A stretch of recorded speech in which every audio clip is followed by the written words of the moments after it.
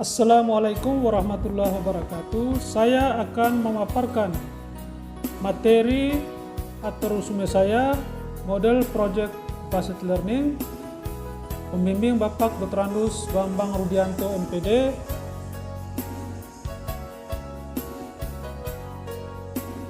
Biodata, saya ingin menyampaikan biodata saya, nama Hayatullah Hussein SPD, tempat tanggal lahir Ngada 14 November 1980, alamat Waiburak, Adonara Timur, Flores Timur, NTT, Satuan Kerja MAN 1 Flores Timur, Unit Kerja Kantor Kementerian Agama Kabupaten Flores Timur. Ini adalah apa yang dimaksud dengan BJL. Dapat disimpulkan bahwa BJL adalah model pembelajaran di mana siswa menerima pengetahuan dan keterampilan melalui satu tahapan pembelajaran yang sistematis untuk pada akhirnya dapat menghasilkan suatu rancangan model prototipe atau produk pembelajaran yang bermakna. Terus yang berikutnya, pengertian project based learning adalah model pembelajaran yang melibatkan siswa dalam suatu kegiatan yang menghasilkan suatu produk. Keterlibatan siswa mulai dari merencanakan, membuat rancangan, melaksanakan, dan melaporkan hasil kegiatan berupa produk dan laporan pelaksanaannya. Yang berikutnya, project based learning menekankan pada proses pembelajaran jangka panjang. Siswa terlibat secara langsung dengan berbagai isu dan persoalan kehidupan sehari-hari, belajar bagaimana memahami dan menyelesaikan persoalan nyata, bersifat interdisipliner dan melibatkan siswa sebagai pelaku melalui dari merancang, melaksanakan, dan melaporkan hasil kegiatan atau student center. Slide yang berikutnya, project based learning. Pembelajaran berbasis proyek dirancang dalam rangka mendorong dan membiasakan siswa untuk menemukan sendiri, melakukan penelitian atau pengkajian, menerapkan keterampilan dalam merencanakan, berpikir kritis, dan menyelesaikan masalah dalam menentukan suatu kegiatan atau proyek. Terus yang berikutnya, mendorong siswa untuk menerapkan pengetahuan, keterampilan, dan skill tertentu ke dalam berbagai konten dalam menuntaskan kegiatan atau proyek yang dikerjakan, memberikan peluang kepada siswa untuk belajar menerapkan interpersonal skill dan berkolaborasi dalam suatu tim sebagaimana orang bekerja sama dalam sebuah tim di lingkungan kerja atau kehidupan nyata. Mengapa kita harus menerapkan PJBL? Perubahan budaya belajar kita. Yang pertama, integrasi hard skill dan soft skill dalam pembelajaran. 40% faktor yang memberikan kontribusi keberhasilan dalam dunia kerja adalah soft skill. Yang berikutnya adalah BOIL, Agreed Project Management Team. Slide yang berikutnya, harus menyiapkan PJBL, peran fasilitator. Yang pertama, guru tidak lagi sebagai orang bijak di atas mimbar yang berfungsi sebagai penyedia fakta, tetapi lebih sebagai fasilitator lingkungan pembelajaran yang membangun komunitas pembelajaran. Konsep ini memberikan respek baik kepada guru maupun siswa sebagai individu dengan pemahaman, minat, dan pengetahuan yang sama yang bergabung dalam suatu wadah untuk berbagai pengetahuan dalam satu proses pembelajaran. Yang berikutnya, bahan dan sumber pembelajaran. Bahan dan sumber yang perlu disiapkan meliputi antara lain modul-modul pembelajaran yang disiapkan oleh guru, textbook, bahan-bahan bacaan dari internet. Terus yang berikutnya sarana dan prasarana. Sarana dan prasarana yang dibutuhkan antara lain adalah ruang belajar, ruang atau di luar ruangan yang dirancang sedemikian rupa sehingga peserta dapat berdiskusi dalam kelompoknya tanpa mengganggu kelompok yang lain, fasilitas internet yang handal, dan laboratorium, studio dan bengkel. Ini adalah rancangan pembelajaran PJBL yang perlu dilakukan oleh guru dan siswa. Guru merancang suatu tugas proyek yang sistematis agar siswa belajar pengetahuan dan keterampilan melalui proses pencarian atau penggalian inquiry yang terstruktur dan kompleks. Merumuskan dan melakukan proses pembimbingan, evaluasi, dan asesmen. Siswa mengerjakan tugas berupa proyek yang telah dirancang secara sistematis, menunjukkan kinerja dan mempertanggungjawabkan hasil kerja di forum.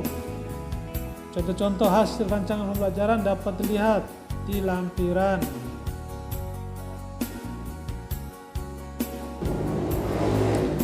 Yang berikutnya adalah asesmen dan evaluasi PJBL. Evaluasi dan penilaian dalam PJBL dapat dilakukan dengan beberapa cara. Namun demikian perlu diperhatikan bahwa dengan PJBL, mahasiswa akan menghasilkan suatu produk yang merupakan hasil akhir pembelajaran. Oleh karena itu diperlukan metode evaluasi dan penilaian yang konstruktif dan objektif. Ada beberapa ragam atau alat evaluasi, namun demikian evaluasi dalam bentuk pilihan berganda atau pilihan benar salah mungkin kurang tepat diterapkan dalam PJBL. Anonymous 2007 adalah kelemahan PJBL. Yang pertama, penggunaan waktu yang relatif panjang, biaya yang cukup besar, biasanya ditanggung oleh mahasiswa, diperlukan tingkat pengetahuan siswa yang lebih advance. Yang berikutnya, ada kemungkinan proyek yang dikerjakan tidak dapat diselesaikan pada waktunya atau bahkan gagal. Yang berikutnya, batu sandungan penerapan PJBL. Ada beberapa batu sandungan yang mungkin akan terjadi dalam penerapan PJBL, antara lain komitmen lembaga.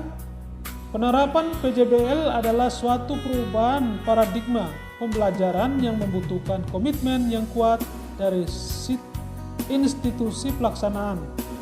Komitmen tersebut antara lain dalam penyediaan sarana dan prasarana pendidikan seperti media pembelajaran, jaringan internet yang handal, buku-buku textbook yang memadai, jurnal-jurnal ilmiah yang terupdate, ruang kelas yang memadai, serta insentif yang cukup bagi fasilitator. Karena dengan metode ini waktu guru akan lebih banyak tersita dibandingkan dengan ketika mereka menerapkan metode pembelajaran konvensional. Yang berikutnya adalah resistensi guru dan siswa yang selama ini sebagai penyedia fakta yang tidak terbiasa dengan metode SCL akan kesulitan dalam mengelola kelas dan menerapkan PJBL. Juga bagi mereka yang belum memahami ICT dan jarang memperbarui pengetahuannya, baik dengan membaca textbook, jurnal-jurnal maupun browsing di internet. Di lain pihak, siswa yang selama ini bersifat pasif selalu mengharapkan catatan dari dosen. Malas membaca textbook, jurnal-jurnal maupun browsing di internet juga akan menjadi batu sandungan dalam penerapan PJBL. Keuntungan pembelajaran berbasis proyek. Yang pertama, meningkatkan kemampuan pemecahan masalah, membuat peserta didik menjadi lebih aktif dan berhasil memecahkan problem-problem yang kompleks, meningkatkan kolaborasi, tanggung jawab, dan disiplin dalam menyelesaikan suatu pekerjaan, mendorong peserta didik untuk mengembangkan dan mempraktikkan keterampilan komunikasi. Yang berikutnya, keuntungan pembelajaran berbasis proyek. Memberikan pengalaman kepada peserta didik, pembelajaran dan praktik dalam mengorganisasikan proyek dan membuat alokasi waktu dan memberi sumber-sumber lain seperti perlengkapan untuk menyelesaikan tugas. Menyediakan pengalaman belajar yang melibatkan peserta didik secara kompleks dan dirancang untuk berkembang sesuai dunia nyata. Melibatkan para peserta didik untuk belajar mengambil informasi dan menunjukkan pengetahuan yang dimiliki, kemudian diimplementasikan dengan dunia nyata, membuat suasana belajar menjadi menyenangkan sehingga peserta didik maupun pendidik menikmati proses pembelajaran. Yang berikutnya ada langkah-langkah operasional atau sintaks. Yang pertama, penentuan pertanyaan mendasar, terus menyusun perencanaan proyek, dilanjuti menyusun jadwal dan memonitoring, menguji hasil dan evaluasi pengalaman. Slide yang berikutnya adalah sistem penilaian. Penilaian proyek merupakan kegiatan penilaian terhadap suatu tugas yang harus diselesaikan dalam periode atau waktu tertentu. Tugas tersebut berupa suatu investigasi sejak dari perencanaan, pengumpulan data, pengorganisasian, pengolahan, dan penyajian data. Penilaian proyek dapat digunakan untuk mengetahui pemahaman, kemampuan mengaplikasikan, kemampuan menyelidikkan, dan kemampuan menginformasikan peserta didik pada saat pelajaran tertentu secara jelas. Terus yang berikutnya adalah sistem penilaian. Pada penilaian proyek setidaknya ada 3 hal yang perlu dipertimbangkan, yaitu kemampuan pengelolaan, kemampuan peserta didik dalam memilih topik, mencari informasi, dan mengelola waktu pengumpulan data serta penulisan laporan. Yang berikutnya adalah referensi. Kesesuaian dengan mata pelajaran dengan mempertimbangkan tahap pengetahuan, pemahaman, dan keterampilan dalam pembelajaran. Yang berikutnya adalah keaslian. Proyek yang dilakukan peserta didik harus merupakan hasil karyanya dengan mempertimbangkan kontribusi guru berupa petunjuk dan dukungan terhadap